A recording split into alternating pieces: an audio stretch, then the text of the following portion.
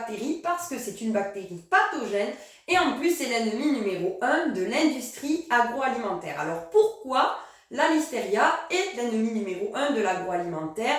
Parce que c'est une bactérie ubiquitaire, c'est-à-dire qu'on la retrouve partout, elle s'adapte absolument à tous les milieux, même une entreprise super propre peut en contenir.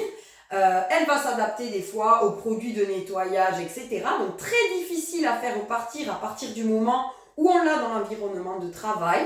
Et du coup, c'est vraiment un problème, sachant qu'en plus, la listeria a un taux de létalité très élevé.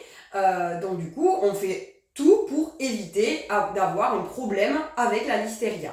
Alors au niveau réglementaire, comment ça se passe? On a le règlement 2073-2005 sur les critères microbiologiques et on a aussi, lorsqu'on ne trouve pas son bonheur dans le règlement européen, les critères FCD. Donc critères FCD qui sont mis à jour tous les ans et qui sont définis par la Fédération du commerce et de la distribution.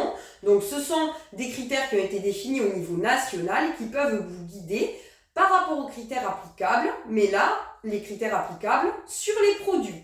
Dans tous les cas, je vous recommande de faire des analyses, des recherches de listeria au niveau des surfaces, quel que soit votre secteur d'activité.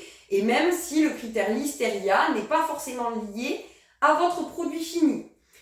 Voilà, parce qu'on peut vraiment la retrouver partout. Et d'ailleurs, récemment, on a eu des publications qui ont été faites par la Suisse, qui ont révélé qu'il y a eu un cas de listériose en fait récent, qui a fait plusieurs dizaines de personnes contaminées par la listériose et près d'une dizaine de décès.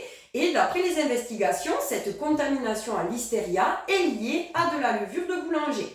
Donc vous voyez, un secteur d'activité dans lequel on ne s'entend pas forcément à trouver de la listeria. Si je vous dis listeria, vous penserez plus facilement charcuterie, fromage au lait cru. Eh bien non, on peut aussi en retrouver dans la levure de boulanger, ce qui veut dire qu'on en retrouvera peut-être chez vous si vous faites autre chose que de la charcuterie ou des fromages au lait cru.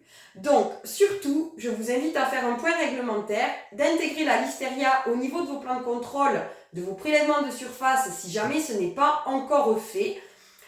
N'hésitez pas à nous poser des questions directement au niveau de la chaîne YouTube ou depuis notre site axelgroup.fr. N'oubliez pas de vous abonner à notre chaîne YouTube. Je vous souhaite une très belle journée et je vous dis à très bientôt.